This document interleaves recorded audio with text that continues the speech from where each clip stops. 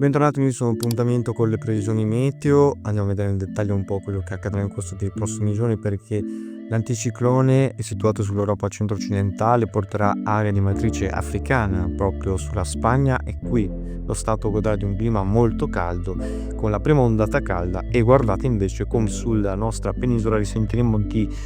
continui passaggi instabili a partire da nord-ovest, quindi continueremo ad avere questo flusso di correnti umide di matrice atlantica che porteranno quindi a una fase molto più instabile invece, come vedete, sull'Europa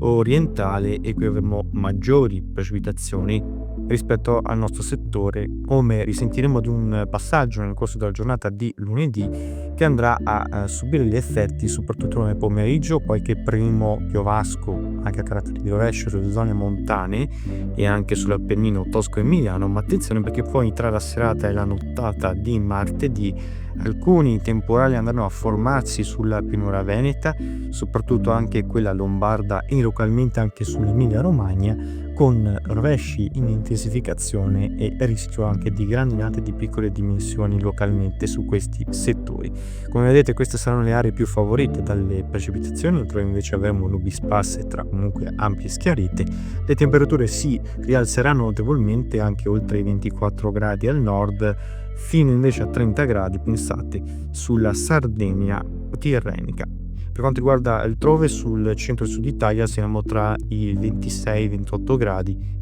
e martedì questa coda del fronte riuscirà poi a scivolare verso i Balcani, ma poi a scendere anche fino all'Appennino centrale, con rovesci che arriveranno anche comunque fino al Lazio. Come vedete, queste le aree un po' più colpite. Dominerà la scena invece sul resto del territorio un miglioramento a partire da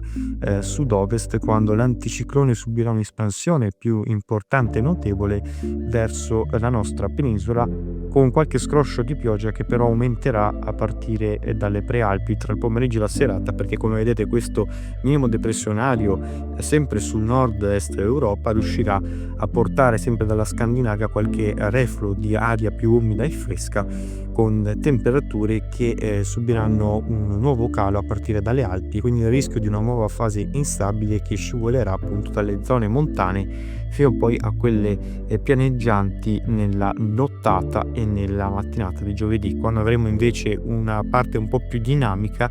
proprio per il spostamento di questo minimo, e con questa generazione instabile nel pomeriggio e nella serata, soprattutto sulla Val Padana orientale e sull'Appennino centro-meridionale. Qui avremo il maggior rischio, come vedete, la Campania, la Basilicata e anche sul Molise risentiremo il rischio di queste precipitazioni anche temporalesche. Il fatto è che continuerà questa dinamicità e quindi il passaggio di questi reflui freschi almeno fino alla giornata di venerdì, quando poi